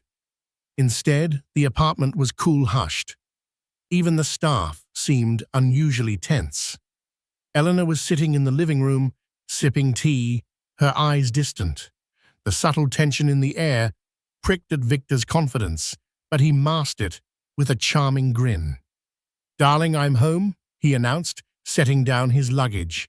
He reached out to kiss her cheek, but she recoiled, her expression revealing the silent storm within. "Where were you, really?" she asked softly, the tremble in her voice betraying her hurt. For a moment, Victor froze, his mind whirling with excuses. "I told you," he began, forcing composure, "negotiations in Bali. It was stressful, but—" "Stressful," Eleanor interrupted. Her voice rose slightly. "Look at me, Victor." She stood, revealing her swollen belly. "I'm the one who's pregnant with your child alone, while you were off entertaining your mistress." Her words reverberated in the elegant living room, echoing amid the hush of the staff. Victor's eyes flickered with panic. He stepped closer, lowering his voice. "Eleanor, we shouldn't do this in front of—" She cut him off again, the tears in her eyes reflecting both pain and fury. "We shouldn't do this at all, but you left me no choice." With trembling hands, she gathered her coat and purse. "I'll be at my mother's. My attorney will be in touch." Victor felt the world tilt beneath him. "Eleanor, wait. We can talk this through." "You know I'd never—" "I know everything," she hissed, her voice cold as steel. With that, she turned on her heel and walked out, accompanied by 2 discreet bodyguards her mother had insisted she employ. The slamming door reverberated, leaving Victor in a stunned silence that belied the magnitude of the unfolding crisis. The next few days passed in a blur of chaos for Victor. He frantically texted and called Eleanor, but her responses were minimal formal. She refused to meet alone. Then came the calls from the Harrington Industries board members. A special board meeting had been scheduled for the following week. The stated reason: urgent discussions regarding leadership and corporate strategy. The tone of the calls made Victor's stomach drop. There was no cordial small talk, no easy banter. These were men and women who smelled blood in the water. Desperate Victor reached out to Bianca for comfort. But even she sensed the shifting currents. "We need a plan," she told him, her face pale with concern, during a hushed dinner in a secluded Michelin star restaurant. "You have to get ahead of this. Frame your trip as purely business. Remind them how indispensable you are. Show them your next big project is about to roll out." She offered him PR angles, preparing to rally her media contacts. Yet even Bianca's cunning felt insufficient against the tidal wave Eleanor had set in motion. Behind closed doors, Simone Gold was meeting with Harrington board members, presenting them evidence of Victor's risky behavior and how it jeopardized the company's reputation and future prospects.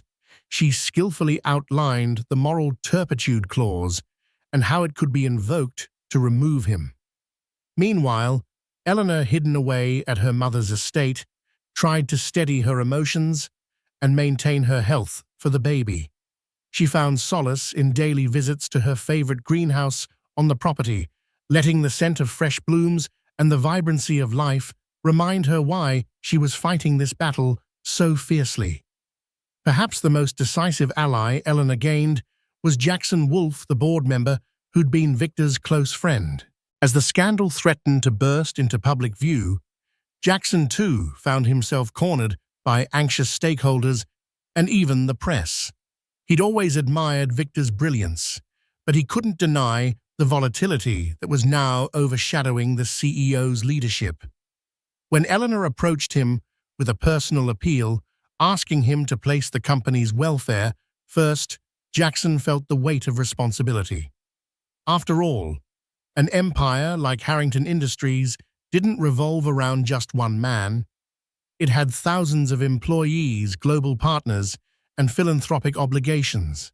A meltdown at the top could hurt them all. The tension escalated as tabloids began printing speculative articles about Victor's affair. Photos from Bali surfaced online, showing a man who looked suspiciously like Victor Harrington in an intimate embrace with a mystery woman. An onlooker claimed they overheard staff whispering Bianca's name. While some media outlets remained cautious, calling the pictures inconclusive, the digital sphere teemed with rumors. Social media users shared side-by-side comparisons of the man in Bali with official photos of Victor. The avalanche had begun. In an emergency PR move, Victor released a statement through Harrington Industries claiming he had been inspecting potential sites for philanthropic work and that Ms. Bianca Suarez was a consultant assisting in negotiations with local community leaders. The statement was riddled with corporate jargon, and critics pounced on it as an evasive half-truth. The board meeting date approached ominously. Investors whispered about the potential for a shift in leadership. Analysts on financial channels debated the seriousness of the scandal's impact. Share prices wavered slightly, but enough to create nervous chatter. All the while, Victor felt increasingly trapped, his once indomitable confidence shaken to the core. Somewhere behind the scenes, Eleanor steeled herself. She placed a hand on her baby bump, remembering why she needed to see this through. It wasn't just about revenge. It was about securing a future for her child, free from the looming shadow of a father who believed he could treat people as pawns in his personal game. She wanted to protect the legacy that her baby would one day inherit, ensuring it wasn't poisoned by Victor's self-serving choices. When the morning of the board meeting finally arrived, Manhattan buzzed with anticipation. Black SUVs lined up outside Harrington Tower. News vans prowled the streets, hoping for a glimpse of either Victor or Eleanor. Inside the building's executive conference room, the fate of one of the city's most powerful men hung in the balance. And unbeknownst to Victor, Eleanor had spent countless hours meticulously preparing for this moment. On an unseasonably cold spring morning, the towering glass facade of Harrington Tower reflected a bleak, steel-gray sky. Inside the executive conference room on the 59th floor, a series of tense discussions filled the air. Board members took their seats around a polished mahogany table. At the head sat an imposing leather chair reserved for the CEO, a seat that Victor Harrington assumed was unequivocally his. But as the clock neared 9 a.m., the tension in the room crackled with electric intensity. Victor entered, shoulders-squared hair, meticulously styled, wearing a custom-tailored suit. He exuded the aura of a man used to control, but a subtle flicker in his eyes betrayed uncertainty. Next to him walked Bianca, meticulously groomed in a business outfit, ready to spin narratives. Her presence alone raised eyebrows. Traditionally, only top executives or board-invited advisors attended these pivotal meetings. Bianca, however, was neither. Whispers erupted as board members exchanged curious looks. At precisely 9 a.m., the doors swung open again. Eleanor stepped inside, supported by her attorney, Simone Gold. Wearing a subdued black dress that discreetly draped her pregnant figure, she moved with quiet, composed determination. A hush fell over the room. Heads turned, and even Victor's practiced poise faltered for an instant.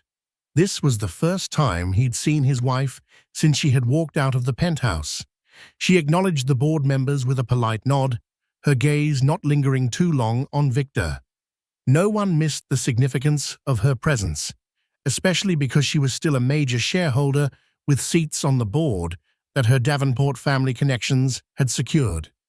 Simone took a seat beside Eleanor, placing a leather briefcase on the table, the metal clasps glinting under fluorescent lights. The board chair, an elderly statesman named Arthur Norwood, cleared his throat. "Thank you all for attending this extraordinary session. We have urgent matters to discuss regarding Harrington Industries' leadership vision and recent developments in the public sphere." His gaze darted from Victor to Eleanor and back again. "This is a confidential meeting, so I expect the utmost discretion." Victor tried to seize the initiative. Standing, he projected his confident, booming voice. "Before we begin, let me address the swirling rumors. There have been malicious reports in the press about my personal life. I want to assure everyone here that these allegations are blown out of proportion. My trip to Bali was primarily for philanthropic site inspections and negotiations with prospective investors." He gestured toward Bianca. "Ms. Suarez has been an instrumental media consultant, helping me navigate international expansions and philanthropic strategies."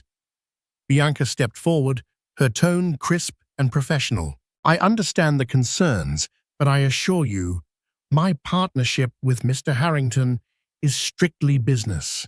We've been discussing a large-scale youth media initiative." Eleanor, calm yet resolute, interrupted. "That's enough." She rose slowly, one hand resting protectively on her belly.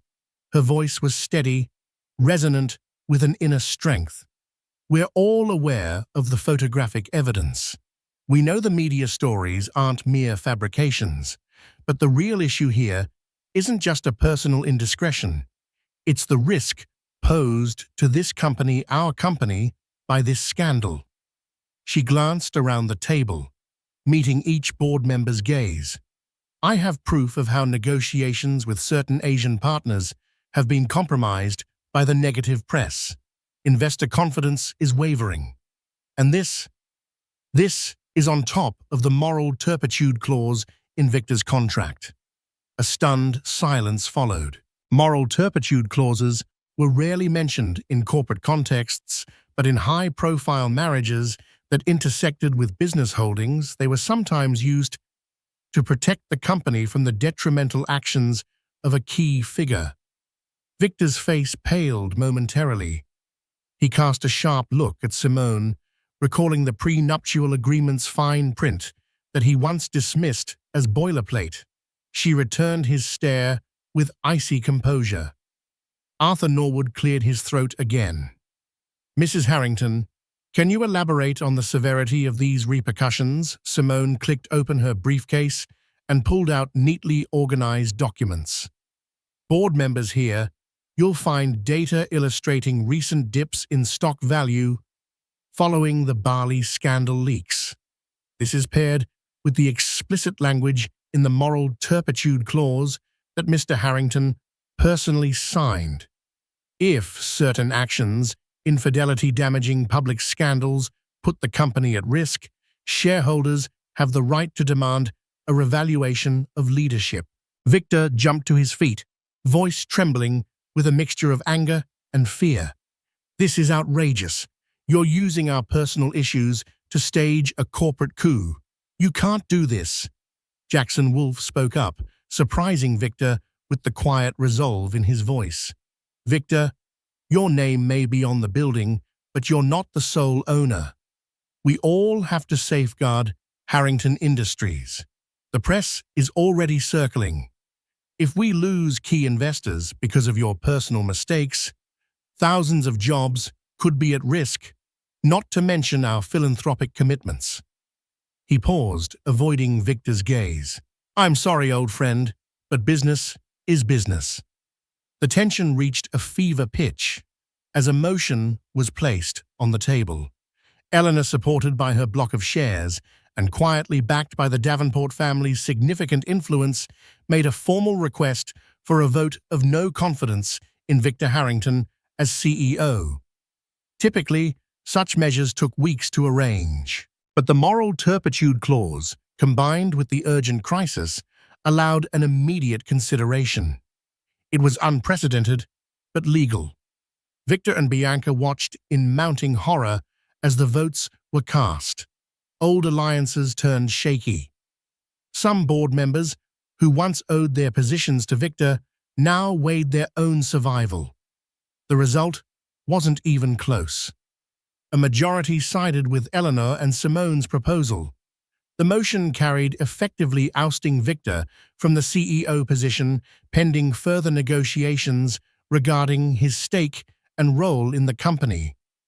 Eleanor looked across the table, her eyes moist with a blend of triumph and heartbreak. "Victor, I never wanted it to come to this," she said quietly, "but you forced my hand." Stunned into silence, Victor sank into his chair. Bianca tried to speak, to offer a rebuttal or spin, but her words faltered in the face of the board's overwhelming consensus. The meeting concluded with a swirl of legal procedures. A caretaker CEO would be appointed, with an emergency leadership council to manage day-to-day operations, while a permanent replacement was sought. For all intents and purposes, Victor's reign was over. As people gathered their folders and prepared to leave, an ominous hush filled the room. The downfall of a once mighty empire head had played out in a mere hour. Eleanor, gathering her strength, exited without another word, Simone at her side. In the hallway, the press buzzed, cameras flashing.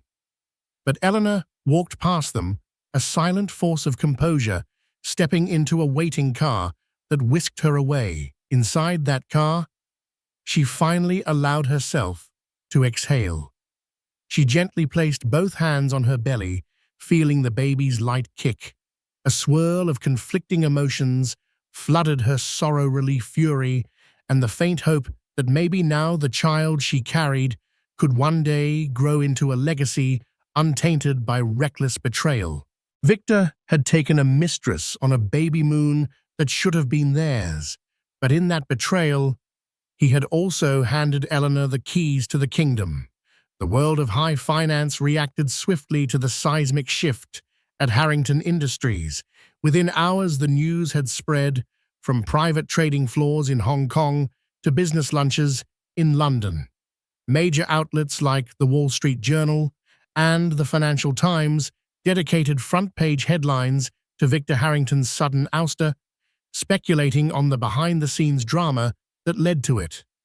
Business analysts on CNBC questioned whether Harrington Industries could maintain its momentum without the larger-than-life charisma of its founder.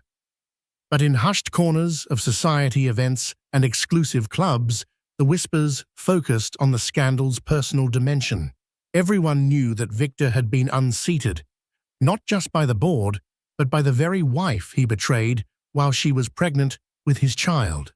The story was salacious enough to feed tabloids for weeks, but it also showcased Eleanor's business acumen and unyielding resolve. Where once people saw her as simply Victor's gracious spouse, they now recognized a formidable woman who had deftly used a moral turpitude clause to protect herself and the company. Victor retreated to a penthouse suite at the Carlisle Hotel, a discreet refuge for the city's affluent seeking privacy amid turmoil. His phone buzzed incessantly with calls from attorneys, PR managers, and concerned allies. But not all calls were sympathetic. Some were angry investors demanding explanations, and others were from tabloids offering extravagant sums for exclusive interviews. Victor ignored most of them, drowning his sorrows in half-empty whiskey glasses. Bianca hovered around him, attempting to console him. Yet her once firm confidence now wavered as she faced the repercussions of being publicly named as the mistress. Gossip columns buzzed with her name, some labeling her a gold digger, who had orchestrated the entire fiasco to boost her media profile.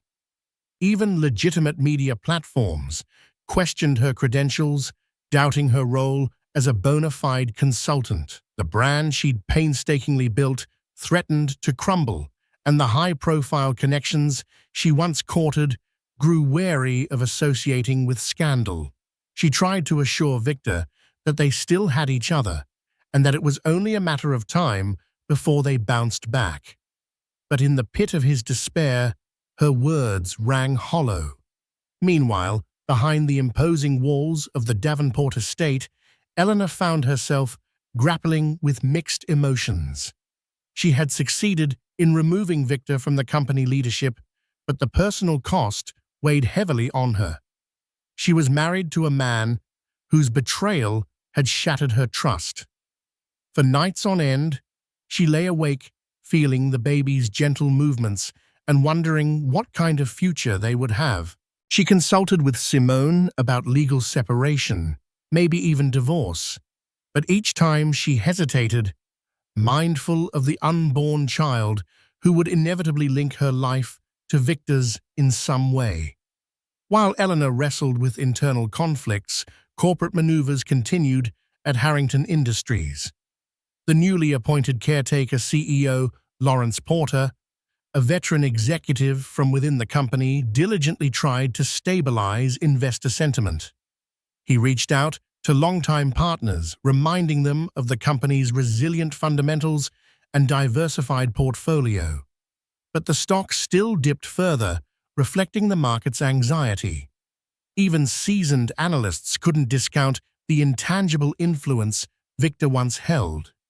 Lawrence, however, had Eleanor's backing, and Jackson Wolfe's strategic insight. Their combined efforts formed a temporary shield against a total collapse in confidence. In an attempt to turn the tide, Simone advised Eleanor to take a more visible role. "You don't have to be CEO, but your presence will reassure investors," she said gently. "Host a small event. Show your commitment to the company. Let them see that the Harrington brand is intact, anchored by someone with integrity." Eleanor was reluctant, but she recognized the necessity. Against her natural inclination for privacy, she agreed to hold a press conference to address the company's future. Titled A New Horizon for Harrington Industries, it was carefully orchestrated, tasteful floral arrangements, minimal fanfare, and a succinct message of stability, progress, and renewed commitment to philanthropy. Eleanor spoke for only 10 minutes, but her measured tone and composed demeanor impressed even the cynics. She reiterated the strength of the firm's core businesses and announced a series of philanthropic initiatives focusing on maternal health, an unsubtle nod to her own journey.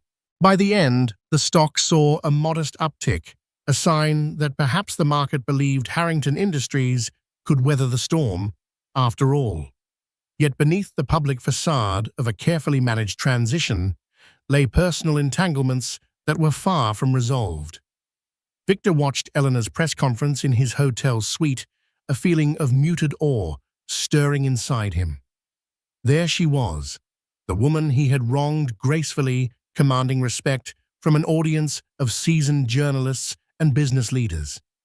He couldn't help but feel a pang of regret, if not for his actions, then for his hubris that had led him here. One evening, as he swirled whiskey in a crystal tumbler, he found his thoughts drifting uncomfortably to the future. Would Eleanor proceed with a divorce? What about the baby? Would he have a place in his child's life? After everything that happened, he knew he had to attempt to fix things, at least in part. Taking a deep breath, he dialed Eleanor's number for the first time since the board meeting. The phone rang and rang until her voicemail picked up. Victor hesitated, then left a quiet message. Eleanor, I know I'm probably the last person you want to hear from, but we need to talk about everything, especially the baby. I'm sorry. He wasn't sure if he expected a reply, but he knew there was no easy path forward without at least confronting the reality of the child they both were responsible for. Outside the Carlyle's windows, the city glistened under a canopy of lights. For the first time in years, Victor Harrington, once the master of the universe, felt entirely unsure of what lay ahead. A week after the historic boardroom coup, Eleanor sat in her mother's sunlit conservatory. Hothouse orchids of every hue framed the glass walls, their vibrant blossoms reminding her that life continued to flourish even in the face of strife. She absent-mindedly rubbed her baby bump, reflecting on the swirl of events that had consumed her life. She was no longer just a wife. She was a major shareholder who had pulled the strings to unseat a billionaire mogul. Yet behind the newfound respect people afforded her lay an ache of betrayal that no corporate victory could mend. Her phone buzzed. Checking it, she found a message from Victor. Please, let's talk. We owe it to ourselves and our child. Eleanor stared at the words, her heart pounding. After everything that had happened, could she face him? But she also knew that ignoring him forever wasn't an option. They had a child to consider, a future that demanded clarity, if not reconciliation. She typed a brief reply, "Tomorrow noon, the Davenport estate. Bring your attorney."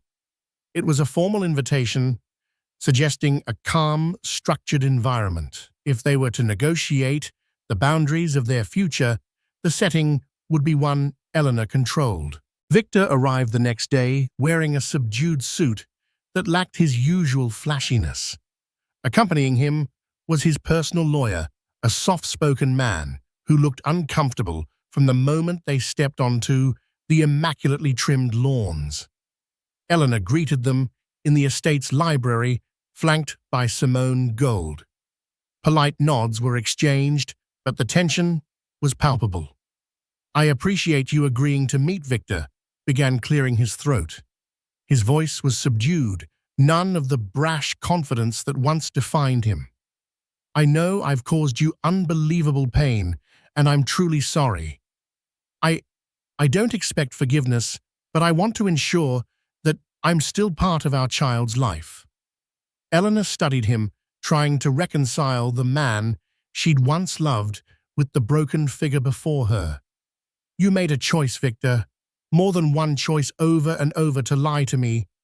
You destroyed the trust we had. But yes, you're still the father of this child. Her voice wavered slightly, but she pressed on. I won't deny you the chance to be in our baby's life if you can prove you'll be a responsible parent. Simone nudged a folder across the polished table. We have some proposed terms, she explained. For co-parenting child support and possibly spousal support, should Eleanor decide to file for divorce. It's all preliminary, but it provides a framework. Victor shot a quick glance at his attorney, who nodded as he skimmed the documents. Before he could respond, Eleanor raised a hand. But let's be clear. I expect honesty from here on out. Any more deceptions, financial or personal, and you'll lose access. Is that understood? Swallowing hard. Victor nodded. I understand. They navigated the intricacies of child support and visitation schedules with the same formality one would use to negotiate a business deal. Simone outlined how they'd handle expenses related to education, healthcare, and even a trust fund for the child's future. Despite the emotional undercurrent, the conversation remained measured, proving that both parties were resolute in doing what was best for the baby. Outside, the day had turned overcast, clouds gathering like silent witnesses to this fateful meeting. When all the legal points had been addressed, an uneasy silence fell. Victor turned to Eleanor, voice trembling with something akin to remorse. I know a contract can't fix this, but maybe with time. Eleanor's expression was soft, yet cautious. I don't know if we can rebuild trust, Victor. Right now, my focus is on our child and on stabilizing Harrington Industries. I won't forgive what you did, at least not yet. But for the baby's sake, I'm willing to keep the door to communication open. Victor sighed, relief and sorrow mingling in his eyes. Thank you. That means more than you know. After they finished, Simone escorted Victor and his lawyer to the door. Eleanor stayed behind, still seated at the heavy wooden table. The moment the door clicked shut, she buried her face in her hands. A quiet sob, breaking through the composure she'd clung to all afternoon. The meeting felt like the formal dissolution of the life she once cherished and the birth of a tentative new arrangement dictated by lawyers and heartbreak. Outside, Victor paused under the estate's grand archway, looking back at the stately manor. He felt an immense sense of loss, of Eleanor, of the carefree world he once believed was his by right. All that remained was the flicker of hope that he might still salvage some shred of dignity or at least fatherhood from the wreckage. As the sun began to set, both of them were left contemplating the precarious path ahead. For Eleanor, there was the daunting task of balancing her new role in the company, impending motherhood, and the emotional toll of Victor's betrayal. For Victor, a future unspooled that no longer revolved around his unchecked desires. The affair with Bianca had scorched the once verdant life he enjoyed, leaving him to rebuild on whatever scorched earth remained. And standing at the epicenter of it all was a child not yet born, but already shaping the decisions and destinies of the two people who had brought them into this world. 2 months after the boardroom coup, Harrington Industries began to steady under interim CEO Lawrence Porter and Eleanor's quiet but guiding influence. Investor confidence, once shaken, showed signs of recovery. Eleanor, though not officially at the helm, became the moral compass the company sorely needed.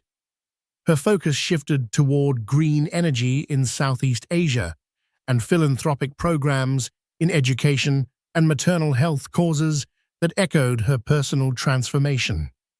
While the board rallied behind her strategic insights, Eleanor embraced the final stages of pregnancy in the comfort of the Davenport estate. She and her mother Cecilia carefully prepared the nursery. The estate, adorned with family portraits and fresh blooms, became a sanctuary of reflection and resolve. Eleanor found a strange comfort in her new dual identity, mother-to-be and corporate architect. Victor, meanwhile, lived in quiet exile at the Carlisle Hotel, a far cry from the boardroom he once ruled. He made half-hearted attempts to salvage his image, TV interviews, vague apologies, even an anonymous donation to one of Eleanor's maternal health projects. But the public had moved on. Bianca Suarez had all but disappeared, reportedly in Europe, rebranding her image. Their affair, once blazing with scandal, faded into footnotes in tabloids. Victor's fall was complete. His public charm now rang hollow in empty rooms. Despite all, he still hoped to be part of his unborn child's life. One evening, unable to bear the silence any longer, he left Eleanor a voicemail. "We need to talk. About the baby, I'm sorry." When Eleanor heard the message, she hesitated, but she knew this conversation was inevitable. Her reply was short and firm. "Tomorrow, noon. Here, bring your attorney." The next day, Victor arrived at the Davenport estate, subdued, accompanied by a lawyer who looked as uncomfortable as the situation warranted. In the library, Simone Gold stood by Eleanor's side, and together they laid out terms, co-parenting, financial responsibilities, and strict boundaries. "I won't deny you access," Eleanor said, her tone even. "But if there's any dishonesty, any more games, you'll lose that right." Victor nodded solemnly. "I understand." They negotiated like business partners rather than former lovers. Once the legal matters were handled, an awkward silence lingered. "Maybe," Victor said, voice low with time. "I'm not ready to talk about forgiveness," Eleanor replied, "but for our child's sake, I'll keep the door open." Weeks later, as autumn deepened, Eleanor went into labor earlier than expected. In the pre-dawn hours, amidst the sterile light of a hospital room, she gave birth to a baby boy. Tears filled her eyes as she held him. "Welcome to the world," she whispered, her voice breaking. Victor arrived hours later. She could have turned him away, but didn't. He entered quietly, awestruck by the sight of their son. "He's perfect," he murmured, his hands trembling as he cradled the child. Eleanor watched, uncertain but composed. Despite everything, their son deserved a future rooted in peace, not bitterness. That moment of shared awe, the only one since their world, fractured, offered a flicker of fragile possibility. The scandal had toppled a billionaire, empowered a betrayed woman, and birthed a new legacy. In this dawn-lit hospital room, the next chapter was just beginning. Thank you for joining me on this tumultuous journey of passion, power, and redemption. From a secret Bali getaway that sparked rumors in the tabloids to a dramatic boardroom coup that shook Harrington Industries, we've witnessed how betrayal and ambition can unravel even the mightiest of empires. Yet in the end, we've also seen how strength, dignity, and a fierce sense of purpose can guide us through the darkest storms. Eleanor emerged not just as a scorned wife, but as a formidable force, one who safeguarded an entire company while preparing to welcome new life into the world.